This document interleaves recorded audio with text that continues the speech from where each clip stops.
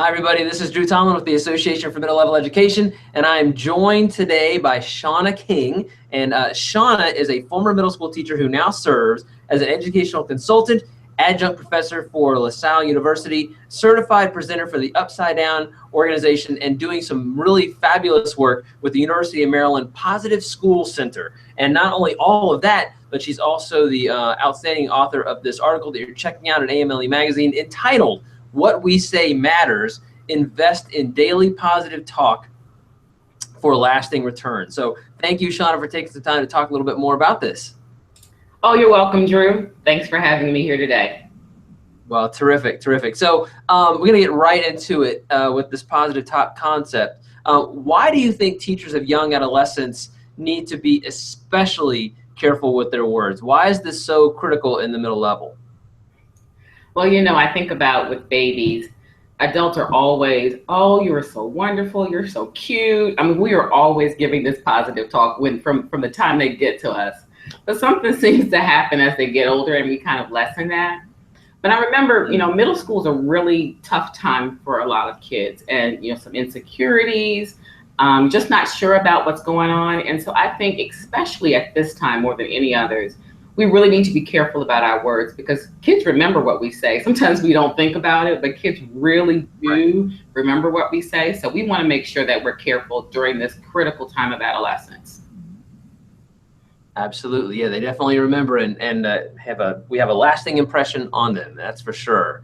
So in your article, you shine a light on the potential harm of rhetorical questions, and obviously, and thank you for offering those better phrases that we can use. It's great solutions. What makes phrases like, quote, "Is there a reason why you're behaving this way," more effective than some of the more harmful phrases that you've heard and used?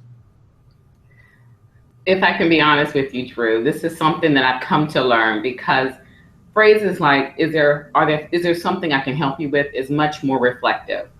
So in the classroom, statements like, "What are you doing? How many times do I have to tell you to do this? Are you listening to me?" And my favorite was, "Why are you still talking?" And these are statements that are rhetorical in nature that we really don't want an answer to, but it kind of sets the middle schooler up. And we want to avoid that. So think about what you want the child to do. And you want them to be reflective about their behavior, about their actions. And rhetorical questions are just kind of out there in the sky. And often you get this caught in headlights kind of response from kids, like, "I don't know what to say. I don't know what to say." So I think reflective questions. Is there something I can help you with? Do you need help understanding what the concept is? So go ahead and ask them a question, not one that's rhetorical, that doesn't even really have an answer, but something that kind of directs reflection and insight so that they can begin to think about whatever they're doing or what you want them to do. I think is really much better. Right. So clearly, like you said, and I think that you may have been spying on a former classroom that I was in charge of when with some of those other phrases. Mine too. It's all about the journey, right? It's all about the learning, but using those phrases that help kids get in a reflective and purposeful mode, I think is, like you said, it's so much better and more constructive. So thank you for those solutions. So, all right, so we've worked on ourselves, we've worked on our own classroom and the rhetorical or the phrases that we should use. So here's the tough question though. What should we do when we hear other teachers in our building use language that's harmful? How do we get all staff members on board with positive talk without causing a tense or confrontational situation ourselves? And that's a tricky question I've gotten a couple of times, Drew, because even when we get it, maybe the teacher in the next classroom or sometimes down the hallway or things like that, we hear something that kind of makes us say, "Ooh, that's not the best way to respond to that." I think being able to collaborate the same way we do with instruction, the same way we do with other things, being able to bring to the table during our planning things to say, what are some strategies that we're using to motivate our students? And then bringing up, I'm finding in the hallway or in the classroom, some of the things I'm using, like positive talk, which is a strategy. It is an intervention to be able to support academics, support behavior, motivation. Put that on the table. Have a conversation about it. Some of the schools I work with, we create accountability partners. So Oh, there's nice. someone who you have a relationship with. So it's not the administrator or your team leader who's coming to you saying, watch your tone. It's someone you have a relationship with and saying, what's going on with that kid? I see that kid kind of pushing your button sometimes.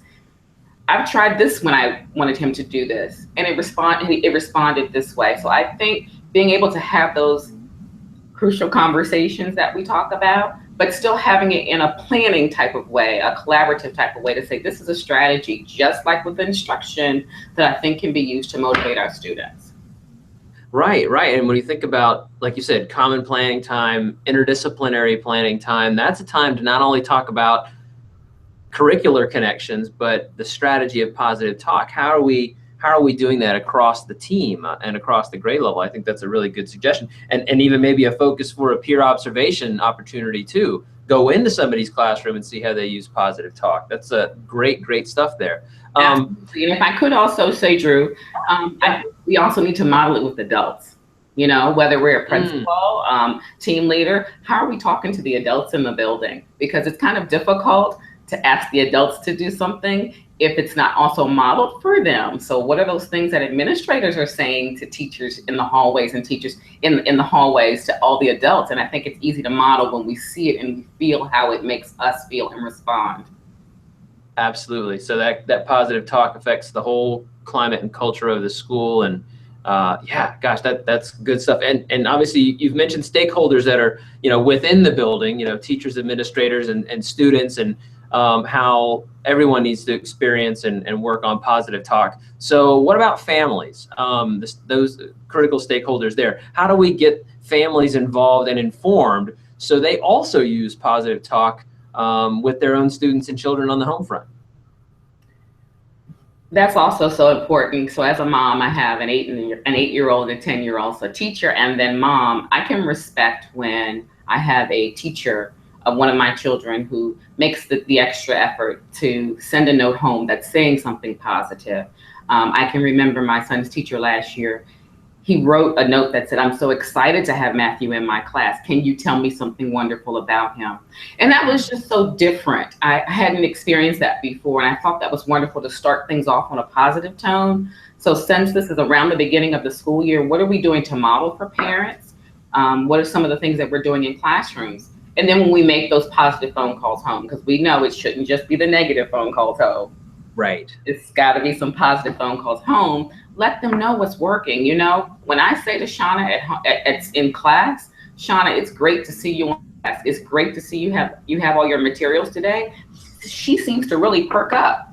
If you see those same types of things at home, how is that working? Kind of make some subtle suggestions for parents to see how their children are responding. I know even as a parent, I love when a teacher tells me, you know what, your child's doing great when I do this. I'm like, hey, I'll try that at home too. And I think families will be on board with that. Exactly. And not that we want to step on parents' toes and tell them exactly how to talk to their kids and stuff like that. But, I have a 12-year-old and a 9-year-old at home, and there are some times where it's like, gosh, what words should I say when I'm feeling frustrated by his decision-making or lack thereof? How do I use positive talk instead of what I sometimes hear in my head wanting to say, Exactly. Exactly. It's a struggle for all of us. It's a struggle for all of us. It certainly is. All right. So this probably won't be a struggle for you. This next question, it's a metaphorical one, and you are definitely an advanced learner, so I don't think this is going to be a problem for you, Shauna. Okay, thank you. So, here you go. You ready? Are you ready for this metaphorical journey? Hold on. Okay. So if positive talk was a food for middle level education, what kind of food would it be and why? Wow. Okay. Chocolate. All right. Chocolate. Let me tell you why. Real quick. Besides the fact that I love chocolate, and most people love chocolate. Chocolate can come in a form. It can come in a large bar, so you can give a lot of positive talk, or you can sprinkle it throughout your instruction, throughout the day. Chocolate sprinkles, and it can make a. If you ever have a bowl of vanilla ice cream and you put chocolate sprinkles on there, It does wonders to it, just like positive talk. There you go. Oh my gosh. That's right. So taking the plain ice cream of your classroom world and putting some positive talk chocolate sprinkles on it. Wow. And maybe Yeah, you knocked it out of the park, Shauna. maybe it needs to be dark chocolate for the nutritional benefits. I don't want my nutrition like no junk food. Let's do dark chocolate. There, dark chocolate, those antioxidants that we all need. Absolutely. Oh, I like it.